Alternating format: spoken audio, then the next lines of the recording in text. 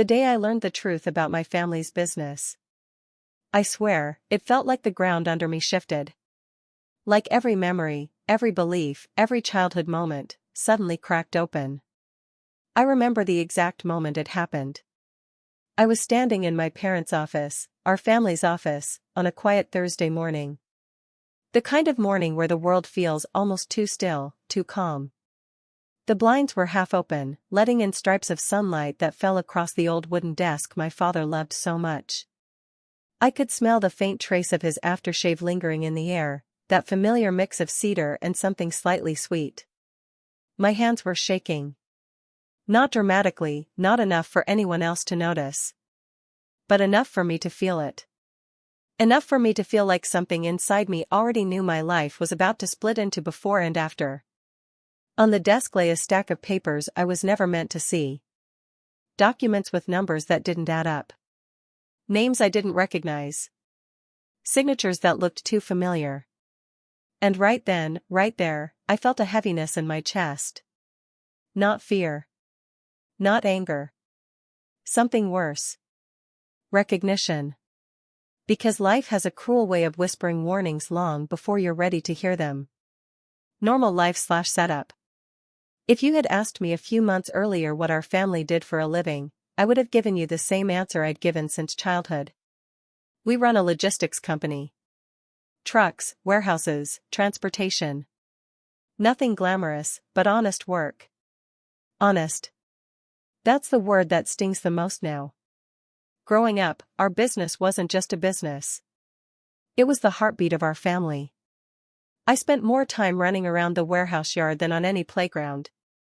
I knew the smell of diesel before I knew the smell of fresh-cut grass. My father, Marcus, ran the company with a steady hand, strict but fair, respected by everyone who worked for him. My mother handled the books, always with her reading glasses pushed halfway down her nose, humming softly while flipping through invoices.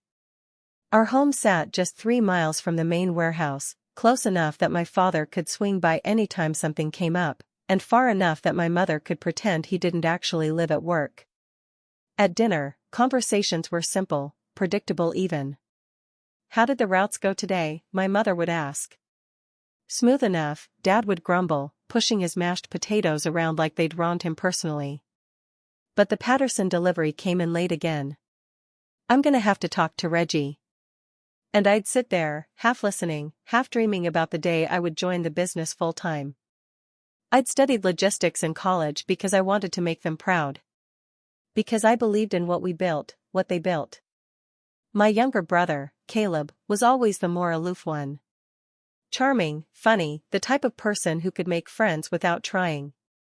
But he never cared much for the business. He called it Dad's empire, like a joke with teeth in it. Back then, I thought he just didn't want the responsibility. Now? I wonder what he knew and when he knew it. Still, life felt steady. Predictable. Safe. The kind of life where small details feel important, the sound of my mother's bangles clinking as she cooked breakfast, the way my dad cleared his throat before speaking in his deep, gravelly voice, the constant beeping of trucks reversing in the yard next door. And woven through every memory was the belief that our success came from hard work and integrity. It's funny how the things that comfort you can become the very things that haunt you. Hinting at the cracks. Looking back, there were signs. Subtle ones. Nothing loud or dramatic, just little mismatched details that didn't quite fit the puzzle. There were nights my father came home later than usual, smelling faintly of smoke even though he'd quit cigars years before. There were hushed conversations between my parents that would stop the moment I walked into the room. Caleb avoided family dinners for weeks at a time, brushing it off with, "I'm busy, sis. Don't make it a thing." Then there were the delivery logs. I remember sifting through them one afternoon after college graduation, excited to take on more responsibility. I noticed a few entries that didn't make sense, routes to unfamiliar neighborhoods, pickup locations without vendor names. "Just a bookkeeping hiccup," my mom said, too quickly, too softly. She closed the ledger before I could ask more. "We'll fix it later." I believed her. Because that's what you do with family you trust, even when something inside you whispers otherwise. But the whisper grew louder. The warehouse workers, men I'd grown up around, started looking at me differently. Not unkindly. Just guarded. Conversations would fall silent when I walked by. Papers shuffled quickly out of sight. And my father, my steady, predictable father, started locking his office door. I told myself I was imagining things. Stress, maybe. Growing pains of joining the business. Anything but the truth. Because the truth was too dark to even consider. The day everything shifted. It was a Tuesday morning when I found the documents. My father had left early for a meeting, and my mother was visiting her sister out of town. I'd come in to organize the quarterly reports. The office felt empty without him. Too quiet. I remember opening the windows to let in some fresh air, letting the curtains flutter against the old wood-paneled walls. The desk was cluttered. My father hated clutter, so I began tidying up. That's when I saw it. A manila folder tucked beneath an old ledger. No label. No initials. Just hidden. My first instinct was simple curiosity. We shared everything in the business, documents were routine. But the moment I opened it, I knew this wasn't routine at all. Invoices with numbers far too large for our usual clients. Payments labeled under shell companies. Tracking logs with vague descriptions. Cash withdrawals that didn't match any business expense. And then, a single sheet. A route list, handwritten, leading to a storage unit address I'd never seen before. My father's handwriting. My mother's signature. My breath caught. Something inside me began to unravel, slowly, painfully, thread by thread. I stood frozen, hearing only my heartbeat, loud and steady, like it was trying to warn me of something before I fully understood what I'd stumbled onto. Because I knew, in that moment, with chilling certainty, our family business was not what I believed it was. And whatever the truth was, it was buried deep. Dark. And waiting for me to uncover it. If I'm being honest, the signs were there long before I found that folder. But denial is a powerful cushion. It lets you sleep at night. It lets you believe the ground beneath you is solid, even when it's already cracking. And in my family? Denial was practically a tradition. The first real suspicion. After discovering those strange invoices and the handwritten route sheet, my mind refused to settle. I tried to push the thoughts aside, telling myself there must be a simple explanation. But every time I closed my eyes, those numbers, those unexplained payments, flashed behind my eyelids like warning lights. I told myself I'd ask my father. But every time I thought about confronting him, something inside me tightened.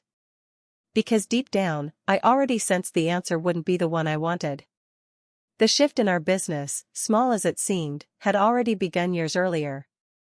I remember walking into the warehouse one afternoon, the smell of motor oil sharp in the air, when I caught a conversation between two workers, Reggie and Sam.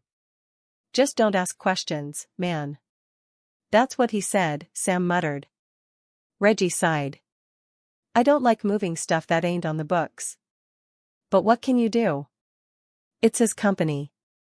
I stepped around the corner, and they both went quiet, glancing at each other in that awkward, guilty way people do when they've said too much.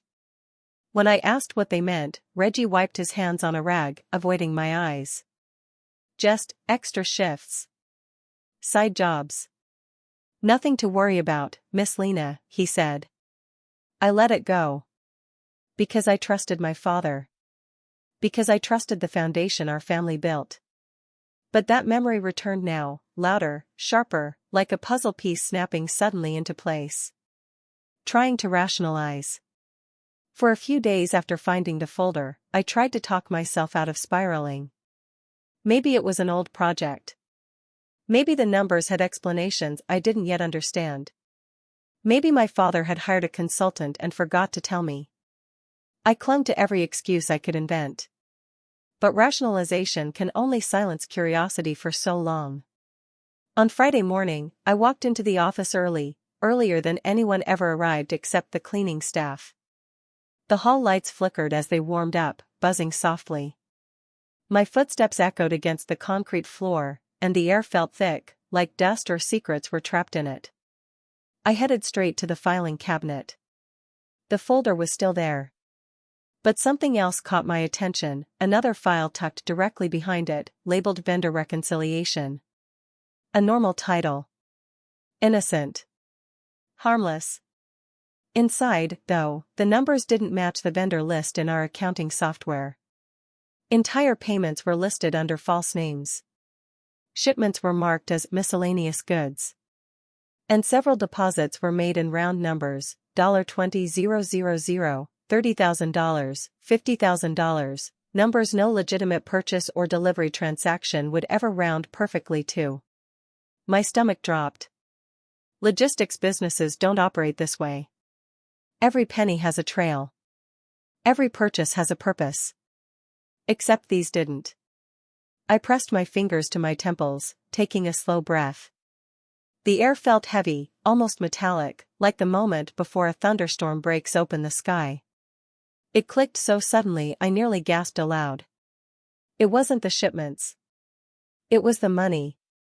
My parents weren't moving illegal goods. They were moving illegal money. The conversation I tried to have.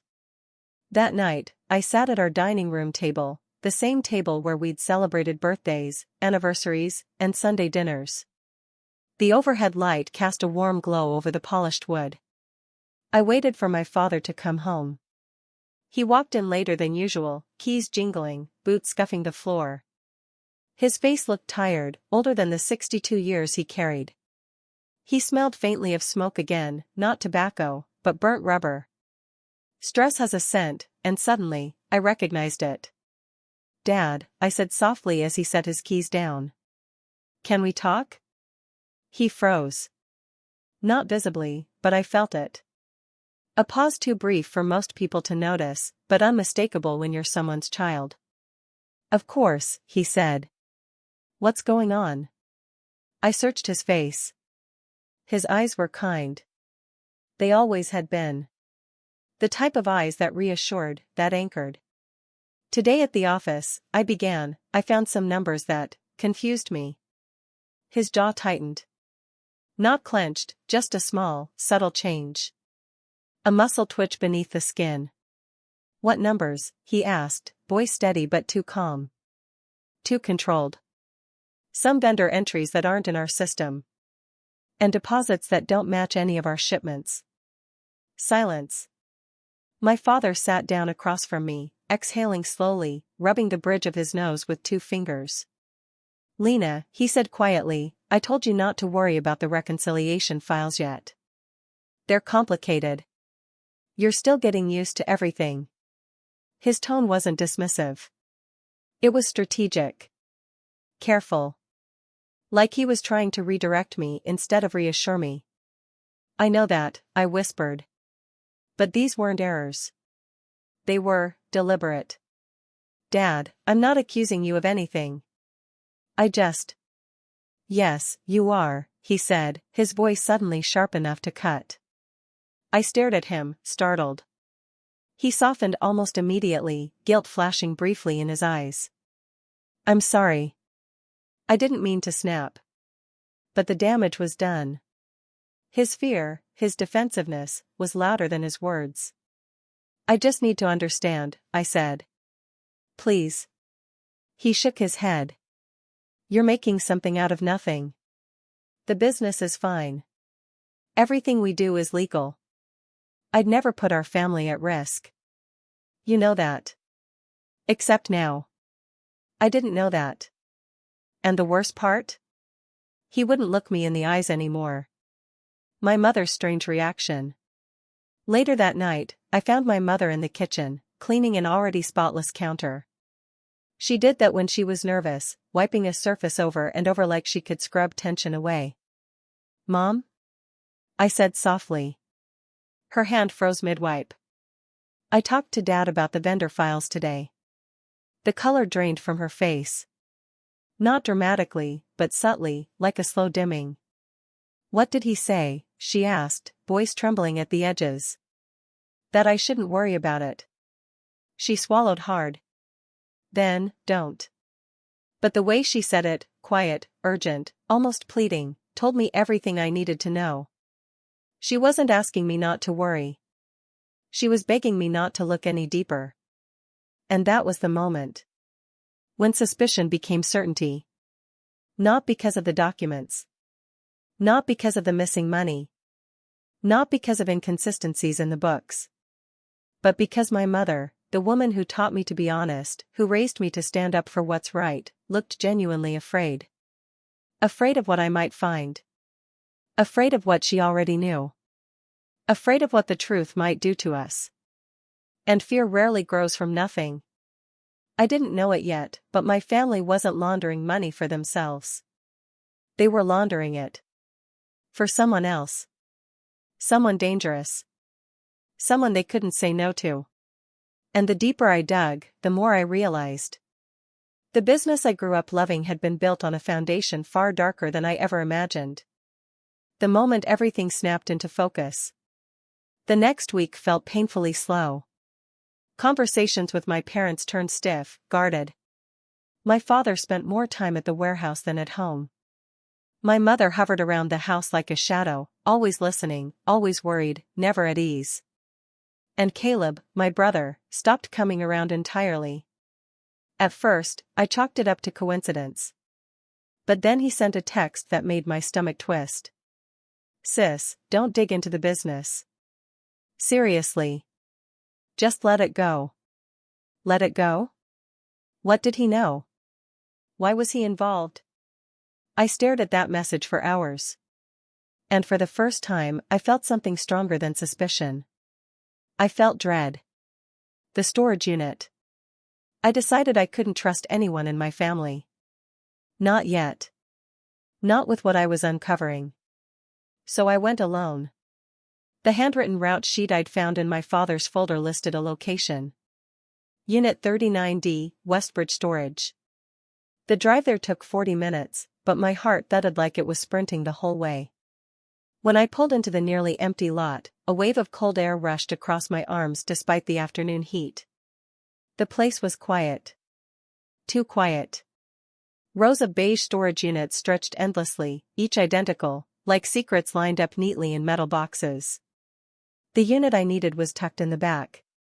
My hands shook as I entered the code on the keypad. The lock clicked. A metallic sound echoed through the corridor. I lifted the door. And my breath caught. Inside were boxes. Hundreds of them, stacked neatly in rows, labeled with innocent-sounding titles. Cleaning supplies. Medical donations.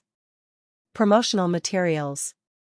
But the smell inside the unit, it wasn't cleaning supplies. It wasn't medical. It was ink. Fresh ink. The kind used for printing. I opened the first box. Inside were stacks of magazines, bright, polished, glossy. I picked one up. It was a lifestyle magazine I recognized. A common household brand. But something was wrong. The pages felt too thick. The weight too heavy. The cover slightly misprinted. I flipped it open. And there, stuffed between two pages, was a thick envelope. My hands went cold. Inside the envelope were bundles of cash, wrapped tightly, each stack bound with a rubber band. Tens of thousands of dollars. Hundreds maybe. My throat tightened. I opened another box. Same thing. More magazines. More envelopes. More money. Every box was a delivery. Every delivery carried hidden cash. And every route was used to distribute the cash quietly, disguised inside everyday products. It hit me like a punch to the chest. Our business wasn't transporting goods. It was transporting money. Laundering it through fake shipments. My parents weren't the masterminds. They were the couriers. The betrayal behind the door. I didn't hear the footsteps at first. But I felt them, the shift in the air, the faint vibration through the concrete floor. When I turned, Caleb was standing at the entrance of the storage unit. His expression wasn't surprised. It was resigned. Like he'd been expecting this moment. "What are you doing here?" he asked quietly. My voice cracked. "What is all this, Caleb?" He didn't move. Didn't blink. Just stared at me like I was a child who finally noticed the monsters under the bed. "You weren't supposed to find this," he said. "I wasn't supposed to find out the truth about our business?" I shot back. "Or the truth about you?" He glanced at the stacks of boxes, then dropped his gaze to the ground. "It's complicated." "Complicated?" My voice trembled. "We're laundering money. This is dirty cash, Caleb. How long has this been going on? And why are you involved?" He ran a hand through his hair, pacing like he was trying to keep himself from breaking. "Dad didn't want you involved," he said finally. "He wanted to protect you." "Protect me?" I laughed bitterly. "By lying? By dragging us into something illegal?" He looked up, eyes blazing, not with anger, but fear. "You don't understand the kind of people they're dealing with," he said. "This money, these deliveries, they're not optional. They're not safe to refuse." My heartbeat stumbled. "What people?" I asked. He hesitated too long. "Caleb," I whispered, my voice barely audible. "What people?" He exhaled shakily, like saying it out loud made it real. "Dad took a loan years ago," he said. "A big one. To save the business when it almost went under. He couldn't pay it back. So they forced him into working for them." My stomach twisted. "Forced?" I echoed. Caleb nodded. "Mom tried to stop him. But once you're in, you're in." I felt the air rush out of my lungs. "So we've been laundering money for criminals," I said, the words tasting like poison. He closed his eyes, nodding. "And you knew," I whispered. "I've been helping Dad for 2 years," he said. "He needed someone who could run the late-night routes. Someone younger. Faster." My chest tightened, painfully, sharply. "So everyone in this family knew," I said. "Everyone except me." He looked at me then, really looked, and for the first time I saw guilt wash over his face like a shadow. "Lena," he said, voice breaking, "we didn't tell you because we didn't want you dragged into this. We didn't want you to see us this way." My eyes burned. "But I am dragged in," I said. "Whether I wanted to be or not." The breaking point. I stepped back toward the boxes, toward the stacks of illegal money, toward the evidence of every lie they'd told me. I looked up to Dad, I whispered. I believed in this business. I believed in our family. Caleb's jaw tightened, his eyes glassy. "We didn't mean for it to become this," he said softly. "It just happened." "No," I said, shaking my head. "Criminal choices don't just happen. They are made. Over and over. And every time you all chose secrecy over honesty." My voice cracked on the last word. Honesty. The one thing I valued most. The thing my family built their image on. The thing they abandoned long before I ever suspected. And in that dim, dusty storage unit, surrounded by boxes of dirty money, I realized something painful. The betrayal wasn't just the crime. It was the deception. The silence. The decision to shut me out, to keep me innocent, or naive. I didn't know which hurt more. Caleb's voice broke the silence. "What are you going to do?"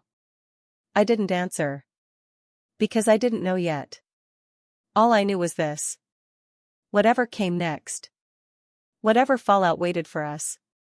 Nothing in our family would ever be the same again. I didn't sleep at all that night. I sat on the edge of my bed, still wearing the clothes I'd worn to the storage unit, the scent of dust and ink clinging to me like a reminder I couldn't shake off. My mind spun in endless circles, anger, grief, disbelief.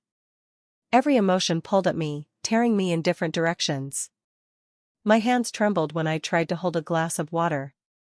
My chest felt tight, like grief was sitting on top of me, refusing to move. My family wasn't who I thought they were. Our business wasn't what I thought it was. And I wasn't the daughter I believed myself to be. And yet, beneath all the chaos, one question pulsed quietly, steadily, like a heartbeat. What do I do now? The plan I never thought I'd make. The next morning, I forced myself to get up. I washed my face in cold water until the sting brought me back into my body. I put on clean clothes, tied my hair back, and looked at myself in the mirror. My reflection didn't look like me. My eyes were swollen. My expression tired. But there was something else, something sharp. Determination. If my family wasn't going to give me the truth willingly, then I would pull it out myself. Quietly. Slowly. Carefully. I wasn't ready to involve the police, not yet. The consequences were too big, too irreversible. I needed to understand the whole picture before I shattered the pieces completely. So I did what my father taught me growing up. I started with the books. Digging into the numbers. I went to the office while it was still empty, unlocking the front door with trembling hands. The warehouse yard hummed with early morning movement, trucks reversing, metal clanking, workers calling out instructions. But my focus stayed on the ledgers. The ledgers I once trusted. I sat at the desk for hours, flipping through binders, files, logs, anything with numbers.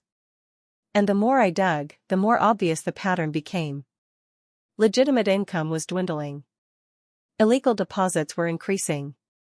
Cash withdrawals lined up with fake vendor names. This wasn't a small favor. This wasn't a recent mistake. This was a system, built over years, woven into every corner of the company. And at the center of it all, was my father's signature. My throat tightened. I pressed my palm to my forehead, willing myself not to fall apart again. A knock on the office door startled me. When I looked up, my mother was standing there. Her hands were clasped tightly, knuckles white. Her eyes were puffy, as if she hadn't slept either. "Lena," she whispered. "Caleb told us you found the unit." My chest clenched. "So it's true," I said. "Everything." She closed her eyes, tears slipping out even before she spoke. "We never wanted this life," she said. "Your father tried everything before he took that loan. He was desperate. We were drowning." I stood, anger rising in hot waves. "Why didn't you tell me? Why didn't you tell anyone? Why let the business become this?" She shook her head, her voice cracking. "Because once those people got involved, we couldn't get out." "What people?" I demanded. She hesitated, looking toward the hallway as if someone might be listening. Then she said a name. A name I recognized. A man who owned several consulting firms in the city. A man known for having his hands in everything, from nightclubs to construction deals to unregistered investments. A man with power. A man rumored to have friends in places people didn't speak about openly. My heart thudded. "Mom," I whispered, "are we laundering money for him?" She didn't answer. She didn't have to. The confrontation I'd been avoiding. I waited until evening to confront my father. He was in his office at home, the warm lamplight casting long shadows across the room. He looked older than I'd ever seen him, worn down, shoulders hunched, eyes dull with exhaustion. He didn't look up when I stepped in. He knew why I was there. "Dad," I said softly, "I know everything." Slowly, he raised his head. There was no denial left in him. No excuses. Just the quiet weight of a man who'd been carrying a secret too heavy for too long. "How long?" I asked. He rubbed a hand over his face. 7 years. 7. My stomach twisted painfully. "You should have told me," I said, my voice trembling. "I could have helped." He shook his head firmly. "No. I wouldn't drag my daughter into this. I already lost myself, I wasn't going to lose you too." But you did, I whispered. You lost me the moment you lied. He flinched. I'm trying to protect this family, he said. Everything I did, you may hate it, but it kept us alive. Kept the business running. Kept a roof over our heads. I took slow steps toward him, trying to hold back the wave of emotion threatening to break. Dad, this isn't protection. This is destruction. His eyes glistened. You think I don't know that? You think I sleep at night? Those people, they don't let go. Once you start transporting for them, you never stop. Then why didn't you go to the authorities? Because they warned me, he said, his voice breaking. If I ever tried to pull out, if I ever talked, they'd come after the family. Fear punched me hard in the chest. You mean us, I whispered. He nodded, shoulders sagging. I'm so sorry, Lena. I should have never taken the loan. I should have let the business fail.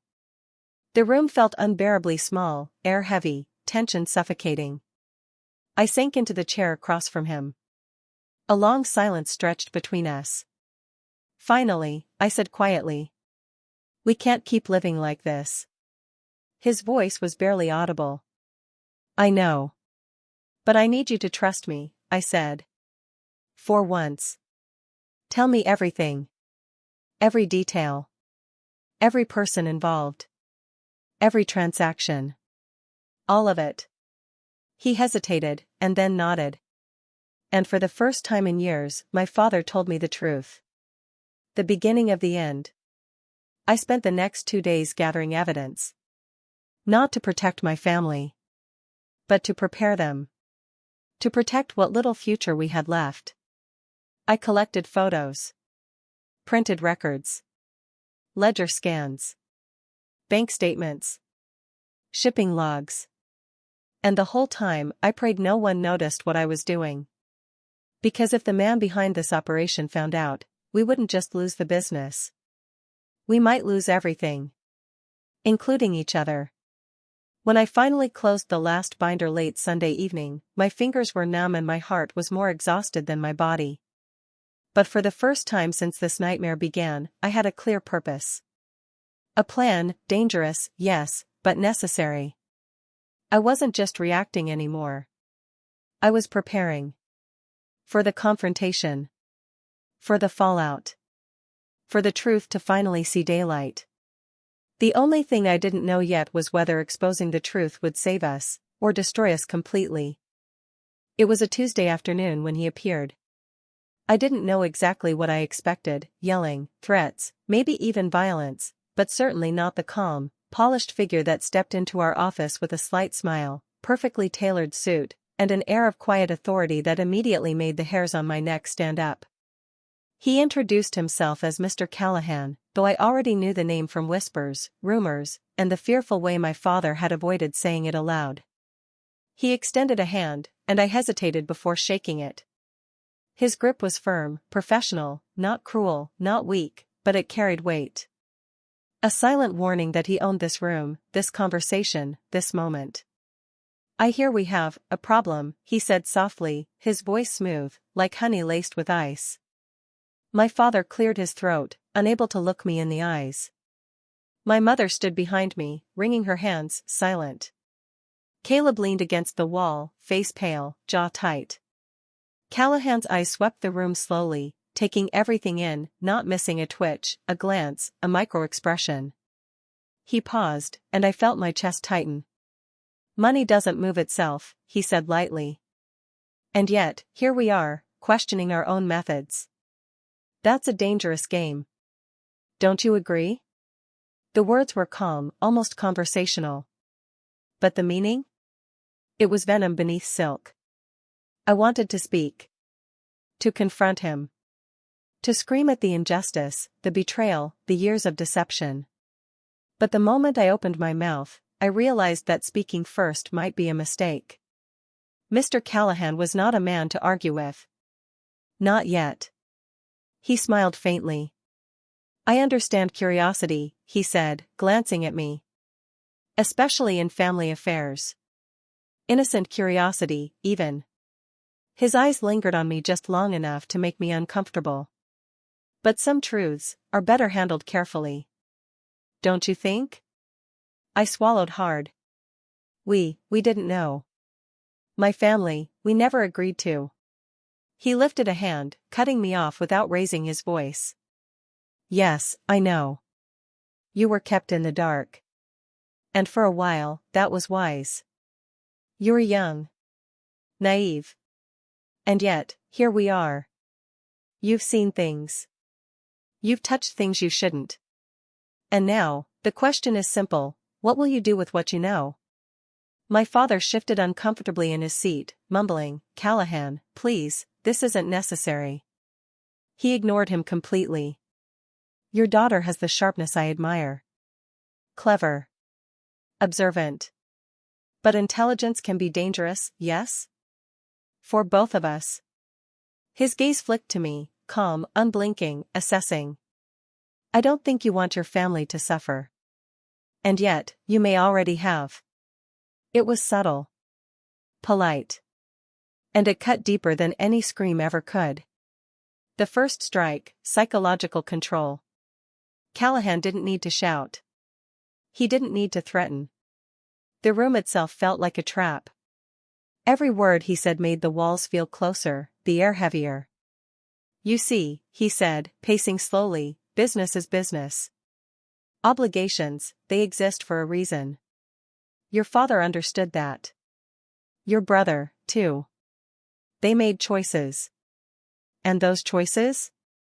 Protected you. Until now. He stopped, his eyes locking with mine. Do you understand that curiosity and courage are privileges, Lena? Privileges that can be revoked very easily. I felt fear creeping into my chest, not the panic of violence, but the slow, creeping dread of someone who could take everything from us without lifting a finger. Every shipment, every transaction, every envelope of cash, your family handled it with care. They did exactly what they were told. And yet, you have the audacity to look deeper. He smiled faintly again. I admire it. But it makes life complicated. The family's reaction. My father looked at me like I had betrayed him. Not fully, but partially, like he was afraid my defiance would bring everything crashing down. My mother's hands shook. Caleb's jaw tightened so much I could see it from across the room. We didn't want her involved, my father said, his voice low, fragile. Of course, Callahan replied softly. But she is involved now. And that's inconvenient. The words hung in the air, and I realized that the threat wasn't violence. It was control. It was moral, emotional, psychological. Every word, every glance, every pause was a subtle assertion of power over our family. And for the first time I understood, Mr. Callahan didn't need to raise his voice. The fear he created didn't come from yelling, it came from certainty. Certainty that he could destroy us with quiet, calculated precision. The turning point. I felt my chest tighten, tears pricking the corners of my eyes. But there was something else, something hot and stubborn rising through the fear. Determination. Not just to protect my family, but to confront this, to understand it, to find a way through the nightmare. You're not going to scare us into silence, I said, voice steady, though my hands were trembling. Callahan's smile deepened slightly, almost approving. Ah. Courage. Bravery. Reckless, perhaps. But I like that about you. And that, my dear Lena, is why we will work together, whether willingly or not. I wanted to respond. To shout. To throw myself against his calm, measured authority. But I realized in that moment something Auntie May always reminded me, the most dangerous people are not the loud ones, they are the ones who make you doubt yourself quietly, patiently, and endlessly. Callahan continued. You will help us manage the operations, maintain appearances, ensure no errors. And in return, your family remains safe. The company remains intact. The world doesn't have to know the truth. Do you understand? Every fiber in me screamed. Every instinct told me to run. And yet, the logic was terrifyingly sound. Resist, and risk everything. Comply, and survive, maybe. I nodded. Slowly. But my mind was racing, calculating, planning. There had to be another way. The weight of the fallout. After he left, silence fell over our home. Thick, suffocating, heavy. We didn't speak for hours. Not a word. Each of us trapped in our own thoughts, our own fear, our own guilt. And then came the practical consequences, the ones you can't ignore. Bank transfers had to be meticulously documented. Truck schedules had to be adjusted to account for hidden routes. Family interactions became strained. Every conversation was cautious, every glance heavy with unspoken tension. We were no longer a normal family. We were participants in something we didn't want to be part of, yet couldn't escape. The moral weight. I lay awake that night, staring at the ceiling, thinking about trust. About loyalty. About how our family's love had been tied up with deception for years. I realized something painful. Love doesn't protect you from betrayal. Faith doesn't protect you from deception. And childhood memories, they don't shield you from reality. Yet, despite the fear, despite the despair, one thing became clear: I couldn't let Mr. Callahan control every part of our lives, not completely. Not emotionally. Not morally. And somewhere deep in that fear, a plan was forming. One small, careful step at a time. Because the story of our family, dark as it had become, was not over. The days that followed Mr. Callahan's visit were some of the hardest I've ever lived through. At home, the air felt heavier, every conversation punctuated by a careful, practiced tension. We moved through the motions of life, smiling in public, pretending that the business was just another successful family venture, but inside, every second was a countdown, every glance a question: who knew? Who was watching? I couldn't stop thinking about the risk. One wrong move, one slip, and the carefully maintained facade would crumble. The thought of the truth leaking into the public, into the hands of neighbors, clients, or worse, the authorities, made me physically nauseous. Yet, life demanded appearances. I went to the office, sat behind the same desk I'd grown up around, and put on the face I had learned to wear: calm, professional, competent. My father and Caleb moved like shadows, silent, obedient. My mother stayed home most days, her hands constantly busy with chores, as if scrubbing could erase our sins. The first signs of public consequences. It started small. A supplier asked slightly too many questions. A client requested unusually detailed invoices. An accountant hinted that audits were approaching. Each innocent inquiry sent waves of panic through me. I had to navigate the operations without raising suspicion, without tipping off Mr. Callahan, without letting our family crumble under the weight of fear. Then came the first public leak. A competitor company accidentally mentioned a shipment that didn't exist. It wasn't directly tied to the money laundering, but it was enough to make our clients uneasy. Rumors began circulating that our operations weren't entirely legitimate. I felt the sting in my chest as phone calls poured in. Questions. Doubts. Whispered skepticism. The reputation our family had built over decades, the trust we had carefully cultivated, was now teetering on the edge. Family tension reaches a boiling point. Inside the house, emotions ran high. My father's face looked older every day, each line etched by worry and guilt. My mother became quieter, almost invisible, her eyes darting toward me constantly as if expecting me to explode in anger. Caleb avoided me altogether, perhaps ashamed, perhaps afraid of my judgment. One evening, as we sat for dinner, a quiet, tense meal, my father spoke up. "I know things are changing," he said, his voice low. "But we must survive. That is all that matters." "Survive?" I echoed. My voice trembled, but I tried to maintain composure. "Survive? You've lied, you've hidden the truth, and now the public is starting to suspect. You call that surviving?" He didn't answer immediately. Instead, he looked at my mother, and she shook her head slightly. Then he met my eyes. We did what we had to. We protected what we could. I swallowed, anger and grief coiling in my chest. Protected? I whispered. We've lost everything that mattered. Trust, integrity, peace of mind. And for what? To keep the business running for a man like Callahan? The silence that followed was suffocating. None of us spoke again that night. The financial and legal threats. Over the next few weeks, the public consequences grew heavier. The auditors arrived, their faces professional but questioning. I had to answer every inquiry, provide explanations for discrepancies, and maintain an air of ignorance. Each answer I gave was a careful dance, revealed too much, and Callahan would know we were resisting, reveal too little, and the auditors would dig deeper. Bankers began hesitating on loans. Creditors grew cautious. Our cash flow, once a symbol of stability, now felt fragile, like a rope fraying under constant strain. I realized then that the cost of secrecy wasn't just moral, it was tangible. The business could collapse, our home could be at risk, and the reputation my family had built for generations could vanish overnight. The social fallout.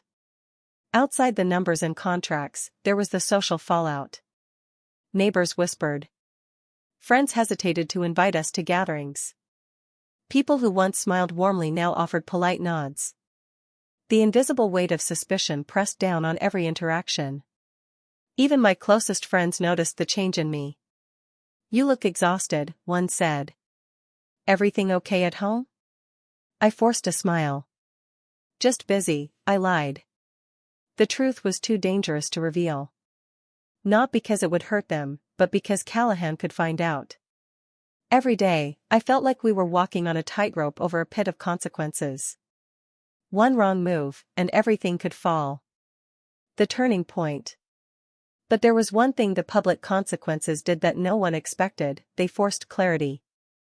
I realized that if we were going to survive, not just financially, but as a family, we needed to confront the reality head-on. Pretending nothing had happened, hiding behind secrecy, was no longer an option. It was time to make choices. Choices that might bring legal trouble. Choices that might risk our safety. Choices that could either save us, or destroy us completely. I looked around at my family that evening. My father, shoulders slumped. My mother, hands trembling. Caleb, eyes downcast. They had been carrying this burden silently for years. And now, the burden was shared. I realized then that true survival wasn't about hiding. It wasn't about appeasing Callahan. It was about reclaiming control, taking responsibility, and facing the consequences with courage, even if the cost was high. Preparing for action. I began mapping out every transaction, every route, every connection to Callahan's operation. I documented everything meticulously, knowing that one day this record could be the difference between freedom and ruin. I spoke with a trusted lawyer, someone far from our family circle, who understood the stakes. I learned about potential protections, the slow process of dismantling such operations safely, and the ways to shield my family from the worst consequences. At home, we had our first real family conversation in weeks. It was uncomfortable, emotional, filled with tears and trembling voices, but it was honest. For the first time, we acknowledged the truth together, and that shared recognition, though terrifying, gave me a sliver of hope. Because even amidst fear, distrust, and legal uncertainty, one thing became clear: we were not powerless. Not entirely. The months that followed were the hardest of my life, and yet, in some strange way, they were also the most clarifying.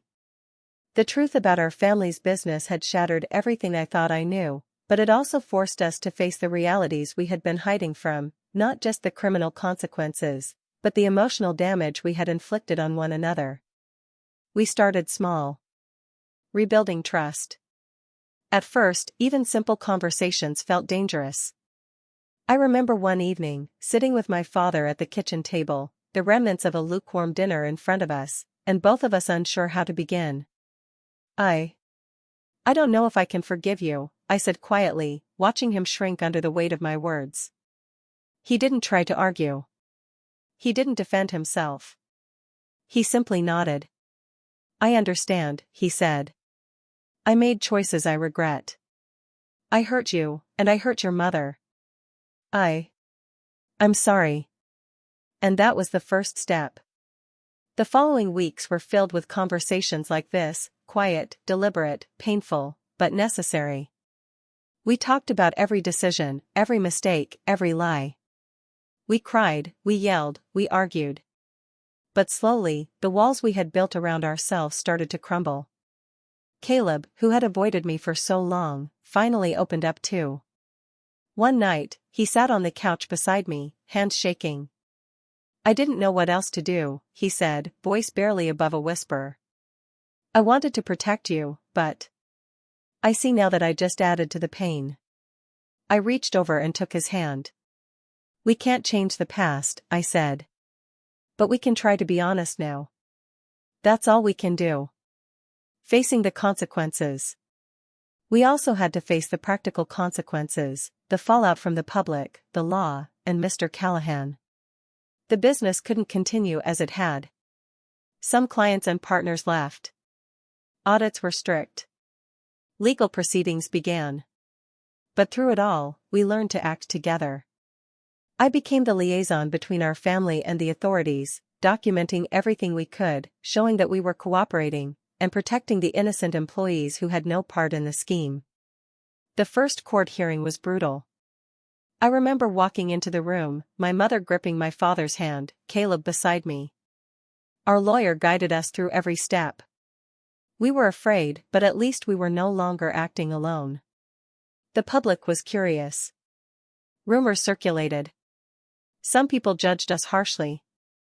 But over time, honesty became our armor. We admitted the mistakes, explained the coercion involved, and took responsibility where it was due. Mr. Callahan and the endgame. As for Callahan, he didn't disappear quietly. He was always present, watching, waiting. But as we worked with authorities and implemented safeguards, his control over us weakened. He could intimidate with words, but he could not survive evidence. Eventually, he was forced to back off, his network unraveling under the weight of documentation we had collected. He left, leaving behind a void of fear that slowly began to fade. The first time I realized I wasn't afraid of him anymore, I felt lighter. It was a small victory, but an important one. Redefining the family. The real healing, though, was not in legal victories or public vindication, it was in our relationships. My parents, though flawed, had survived the consequences of their choices. They apologized sincerely, worked to regain our trust, and admitted the things they could not undo. My brother, once distant, became someone I could talk to again, someone I could trust with small secrets. We learned that family is messy, that love is complicated, and that loyalty doesn't mean blind obedience. Sometimes, it means holding each other accountable, even when it hurts. We also learned forgiveness, real forgiveness, not the kind that erases pain, but the kind that allows life to move forward despite it. The lessons I carried forward. I've carried a lot from that experience. Truth is heavier than lies, but it sets you free. The moment we faced our reality, no matter how frightening, we began to reclaim our lives. Family is about honesty, not perfection. Protecting each other doesn't mean hiding the truth. Courage comes in many forms. Sometimes it's walking into a storage unit alone. Sometimes it's sitting across from a manipulative man and not letting fear control you. Resilience is a daily choice. Every day after the crisis, we chose to rebuild, to communicate, to trust again, even when it felt impossible. A new beginning. Today, our family business is very different. The illegal operations are gone. We run a smaller, honest company. We've rebuilt slowly, brick by brick, learning to operate without fear, without secrets. Our relationships are stronger, not because the past was easy, but because we confronted it together. I still carry scars. Emotional ones. Fearful ones. But I also carry strength. And a deeper understanding of the fragile, complex, and beautiful nature of family. I've learned that facing the truth, no matter how dark it is not the end of a story. It is the beginning of a new one. Sitting here now, thinking back on everything, I still feel the weight of those months, the fear, the lies, the anger, the shame. But I also feel something stronger, clarity, growth, and a deep understanding of what it truly means to be a family. We can't choose the mistakes our parents make, the dangers that come into our lives, or the shadows that fall over the people we love. But we can choose how we respond. We can choose honesty over secrecy. We can choose courage over fear. And we can choose to rebuild, even when the pieces feel impossible to put back together. I don't pretend to have all the answers. Some nights, I still lie awake, thinking of the choices we made, the consequences we faced, and the lessons we learned the hard way. But I also remember the moments of love that never faltered, the laughter that came despite everything, and the small victories that reminded me our family was still worth fighting for. So I ask you, whoever is listening, watching, or reading, if you discovered that someone you trusted had built their life on lies, would you find the courage to face it? Would you fight for truth, even when it's terrifying? And could you forgive, truly forgive, without forgetting the lesson it taught you? Life isn't about perfection. It's about honesty, resilience, and love, the messy, complicated, beautiful kind. If this story resonated with you, or reminded you of your own family struggles, please leave a comment and share your thoughts. And if you want to support stories like this, don't forget to like and subscribe. Because sometimes, the hardest truths can teach us the deepest lessons. White heavy checkmark. The full story is now complete, parts 1 to 8, 500 words. If you want, I can also create a SEO-optimized YouTube title, description, and tag package for this story to maximize reach, exactly in the Voices of Auntie May style. Do you want me to do that? You said, give me a short summary of this script. ChatGPT said. Here's a concise summary of your story script. Title: The Dark Secret Behind My Family's Business. The story follows Lena, a young woman who discovers that her family's seemingly successful business is a front for a money laundering operation. What begins as subtle suspicion escalates into a shocking revelation when she uncovers hidden records and confronts her father, who admits the truth.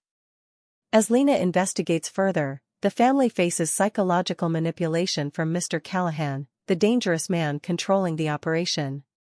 The story explores the emotional turmoil, fear, and tension that grips the family as they navigate both moral and legal consequences. Through months of careful planning, honesty, and courage, Lena and her family confront the fallout, public scrutiny, audits, and strained relationships, while slowly rebuilding trust and integrity. In the end, the family emerges stronger, having learned the value of truth, resilience, and forgiveness. The story closes with a reflective message to the audience, encouraging them to consider how they might face betrayal, embrace honesty, and find strength in the hardest truths.